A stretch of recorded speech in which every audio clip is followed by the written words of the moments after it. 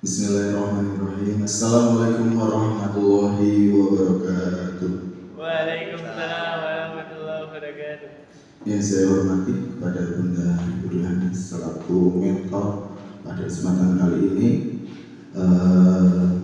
dan tidak lupa kepada teman-teman serta perwakilan dari PKB SDM yang telah hadir pada kali ini. Perkenalkan dulu, nama saya Muhammad Malik Abdul Karim. Pada kesempatan kali ini akan mempresentasikan laporan orientasi pengenalan nilai dan etika instansi bagi pegawai pemerintah dengan perjanjian kerja PPPK Dinas Pendidikan dan Kebudayaan Kota Magelang. Untuk itu, sebelumnya saya akan memperkenalkan terlebih dahulu. Nama saya Muhammad Malik Abdul Karim, sarjana pendidikan. NIM-nya yaitu 199502023211011. Unit kerjanya di SD Negeri Kemiri Rejo 1. Jabatannya yaitu sebagai guru mata pelajaran pendidikan agama Islam. Alamatnya di Sanden, RT 3 RW 9 Keramat Selatan, Magelang Utara, persis samping stadion. Untuk bapak-bapak, ibu-ibu yang mau mampir silakan, persis samping stadion. Lanjutkan langsung saja untuk bab pertama, yaitu nilai dan etika dari visi dan misi Kota Magelang. Untuk visi di Kota Magelang telah dibuat oleh pemerintahan oleh Bapak Aziz selaku wali kota, yaitu Kota Magelang maju, sehat, dan bahagia. Sedangkan visinya sudah dibuat oleh pemerintahan Bapak Aziz, yaitu yang pertama, mewujudkan masyarakat yang religius, berbudaya, beradab, toleran, berlandaskan iman. Yang kedua yaitu memenuhi kebutuhan pelayanan dasar masyarakat untuk meningkatkan kualitas SDM. Yang ketiga, mewujudkan tata kelola pemerintahan yang baik dan inovatif.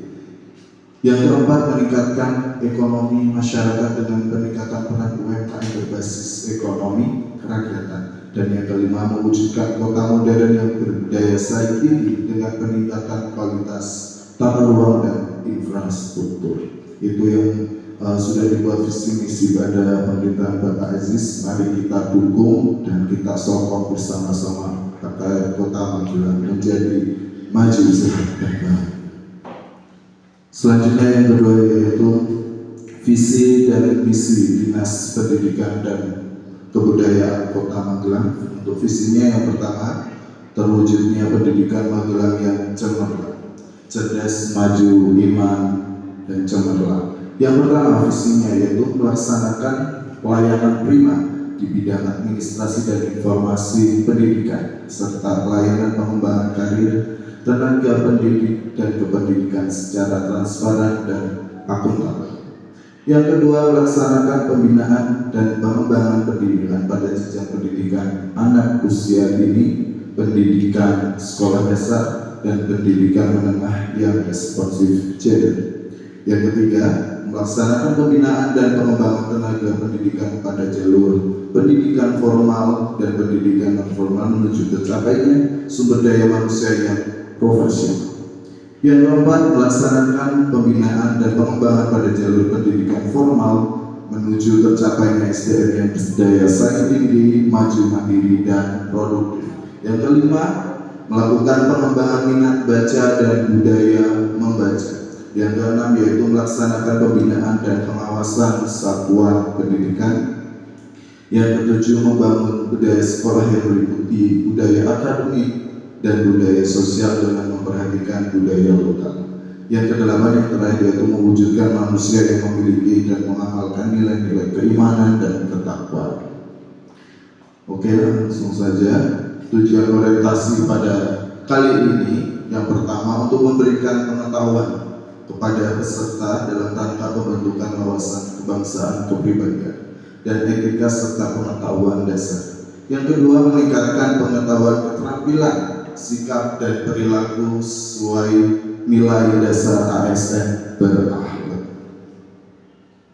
Dari visi misi Dinas Pendidikan kami selaku PD dan SDN Negeri Kemiren Rejo 1 untuk misinya yaitu mewujudkan sekolah yang unggul dalam prestasi, berkarakter, dan peduli lingkungan hidup. Untuk misinya yaitu melaksanakan pembelajaran yang efektif, kreatif, inovatif dengan mengedepankan optimalisasi potensi siswa dan profesionalisme guru. Yang kedua, secara intensif menumbuh kembangkan semangat keunggulan kepada warga sekolah yang baik akademis maupun non-akademis. Yang ketiga, mengembangkan minat serta pembinaan bakat termasuk minat baca, keterampilan, dan kerajinan. Yang keempat, menumbuh kembangkan penghayatan terhadap ajaran agama yang dianut. Yang kelima, menciptakan lingkungan sekolah yang indah, aman, dan nyaman sehingga tercipta iklim belajar yang kondusif. Selanjutnya, mewujudkan upaya pelestarian lingkungan, pencegahan pencemaran, dan pencegahan kerusakan lingkungan, melakukan reboisasi sebagai upaya pelestarian lingkungan hidup, melakukan pengelolaan sampah sebagai wujud pencegahan dan kerusakan lingkungan. Oke, untuk rencana kerja saya, rencana kerja BPPK, rencana hasil kerja tahunan dari unit kerja SD Negeri Kemiren Rejo 1, kemudian jabatan saya sebagai guru Mapol PAI masa kontrak tahun 2023 sampai dengan 2028. Tujuan instansi unit kerja mandiri meningkatkan kualitas pendidikan dan meningkatnya pengetahuan kebudayaan. Rencana hasil kerja atasan langsung dari kepala sekolah yaitu upaya menerapkan prinsip disiplin positif untuk mengelola perilaku dan kebiasaan kelas yang disepakati bersama.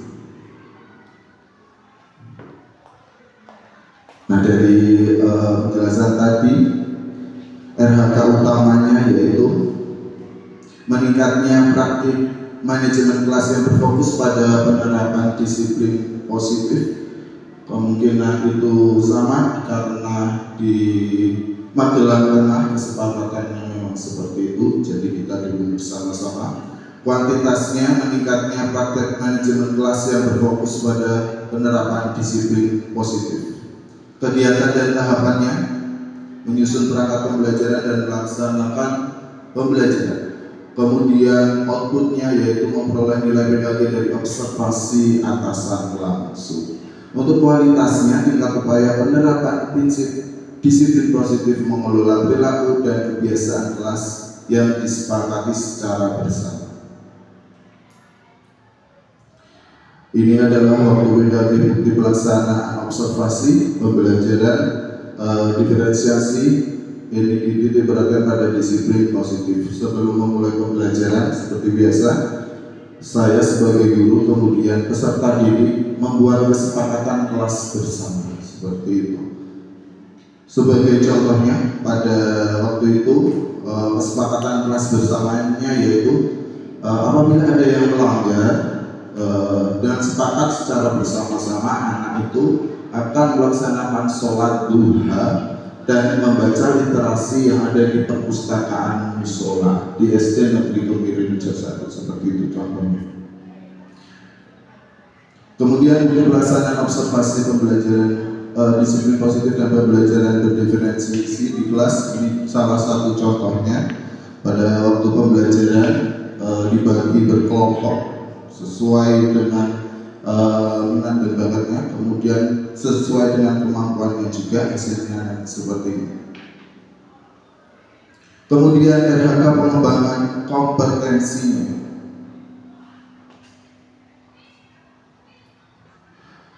Rencana hasil kerjanya yaitu meningkatkan kompetensi melalui peran sebagai peserta pelatihan mandiri sesuai model kompetensi guru, kepala sekolah, atau pengawas sekolah. Meningkatnya kompetensi melalui proses sebagai peserta pelatihan mandiri. Kemudian kegiatannya yaitu mengikuti pelatihan mandiri (PMM). Outputnya tentu saja yaitu sertifikat PMM itu sendiri. Kemudian ada pengembangan kompetensi selanjutnya yaitu meningkatnya kompetensi melalui peran sebagai partisipan kegiatan seminar Lokakarya Konferensi Studi Banding lapangan yang diselenggarakan di bidang pendidikan. Kemudian kegiatan dan tahapannya yaitu mengikuti diklat yang pernah saya lakukan, kegiatan fokus grup diskusi tentang afeksi siswa sekolah SD di Kota Magelang yang dilaksanakan oleh jajaran Universitas Negeri Bidayuh Magelang.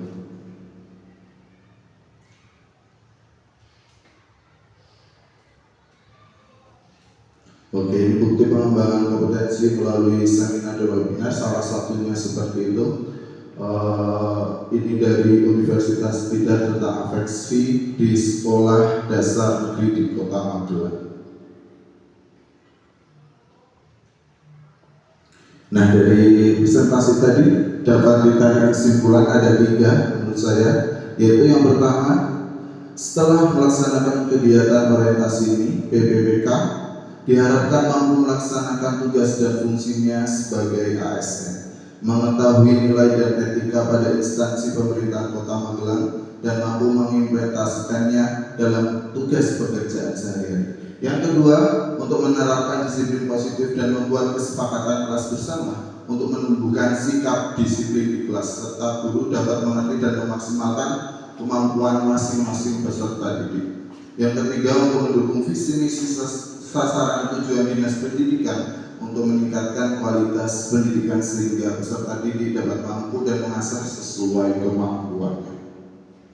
Oke, terima kasih. Seperti itu presentasi dari saya. Apabila ada yang ditanyakan, silakan. Monggo, Bu Mira. Tadi dalam penjelasan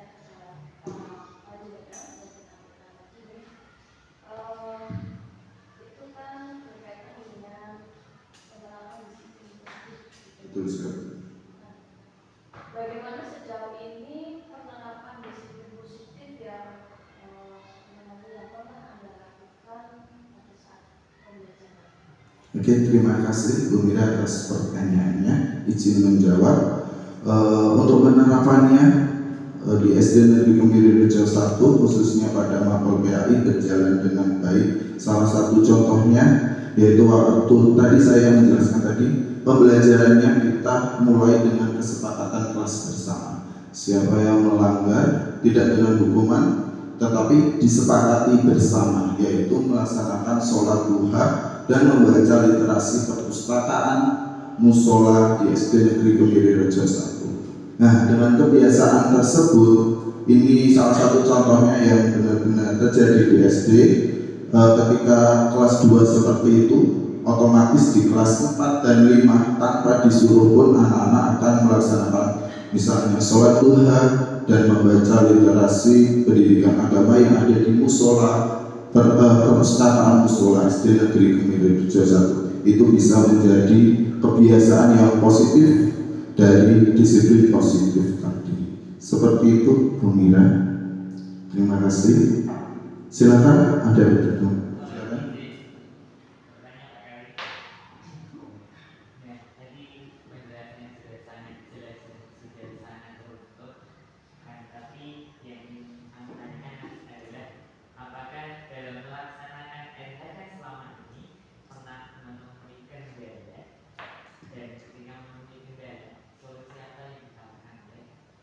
Oke, pertanyaan yang menarik sekali. Ini seperti yang pernah saya alami, khususnya waktu di era pengembangan kompetensi di PMM.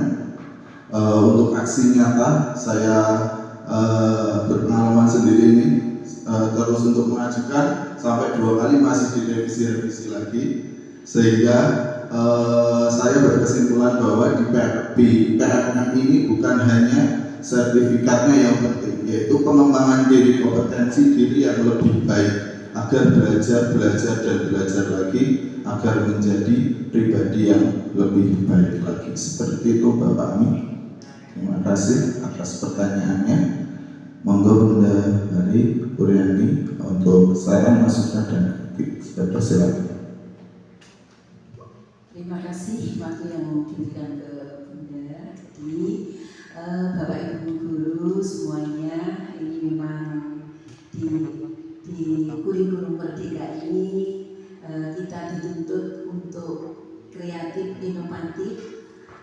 dan utamanya kita harus mau belajar dari BMM atau dari Pelapor Merdeka Mengajar, yang dimana di situ banyak ilmu yang bisa diambil, dan insya Allah dari kegiatan itu seperti yang Bapak Saiful lakukan tadi, sering untuk mengunggah aksi nyata dari kegiatan itu, yang insya Allah tidak semudah itu,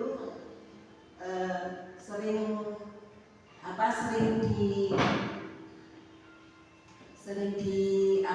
ini harus direvisi dan direvisi ya. Tapi insya Allah monggo kalau nanti Bapak akan selalu menyelesaikan tugas itu dengan baik, insya Allah kegiatan itu juga akan muncul sertifikatnya ya Bapak. Pokoknya jangan bosan-bosan ya. Insya Allah nanti tetap bisa ya. Mungkin itu yang bisa Ibu sampaikan, monggo. Yang penting Bapak Ibu harus mau belajar dan belajar ya. Mungkin dari Ibu hanya itu saja yang mungkin menjadi masukan dari Bapak Ibu untuk Bapak Ibu semua ya. Pokoknya untuk yang sekarang itu kita bersama-sama memanfaatkan komunitas belajar atau kombel yang ada di sekolah-sekolah ya. Mungkin itu saja, monggo untuk dilanjutkan. Terima kasih kepada Bunda Dwi Puryanti telah memberikan masukan yang sangat berarti kepada saya. Sekian dari saya. Sebelumnya saya ingin mengucapkan terima kasih kepada Bunda Dwi Puryanti karena telah selama ini membimbing kami dan mengajarkan kami sehingga kami dapat menyelesaikan laporan ini insya Allah dengan baik. Dan kepada teman-teman saya ingin mengucapkan terima kasih atas sarannya dan semangatnya yang telah diberikan kepada saya. Saya akhiri, wassalamualaikum warahmatullahi wabarakatuh.